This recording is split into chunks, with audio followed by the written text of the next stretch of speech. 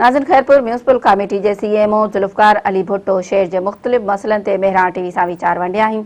उन हवाले से पेश आए हरीश कुमार जी ही रिपोर्ट। अॼु बिल्कुल खैरपुर के हवाले से जेकॾहिं ॻाल्हि ॿोल कजे त शहरनि के सफ़ाई सुथराई के हवाले से शिकायतूं आहिनि ऐं शहरनि के इहे भी शिकायतूं आहिनि त उन्हनि के साफ़ पानी मुहैया कोन थो थिए।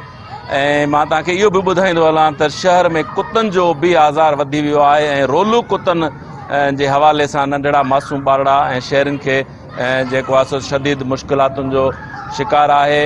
ऐं म्यूनिसिपल जेका आहे खैरपुर जेकॾहिं उन जे हवाले से ॻाल्हि ॿोल कजे त उते जेके मुलाज़मीन आहिनि उन्हनि जा भी मसइला आहिनि। इन सारी सूरत हाल ते अॼु ॻाल्हि ॿोल कंदासीं CMO खैरपुर सां। चो त साईं जन जो छा चवणु आहे? शहर में जिथे भी काथे गंद किचरो आहे उते असांजी पंहिंजूं गाॾियूं पुॼंदियूं आहिनि। या बिल्कुलु अगरि असांजो काथे को पहाड़नि में को मसइलो आहे त उते बि असांजी पंहिंजूं चिंकियूं हूंदियूं आहिनि जेके गंद किचरो खणंदियूं आहिनि। असां पंहिंजे हिन शहर जे हिसाब सां पंहिंजो मुकमल पंहिंजो हितां जे अवाम सां बि असांजी मुकमल सहकार हूंदी आहे। जेको जिथे चवंदा आहिनि मां उते बि पाण पुॼी पवंदो आहियां। पानी के हवाले से शहरी चवंदा त साफ़ पानी कोन थो मिले, आख़िर इहा कंहिंजी ज़िम्मेवारी आहे?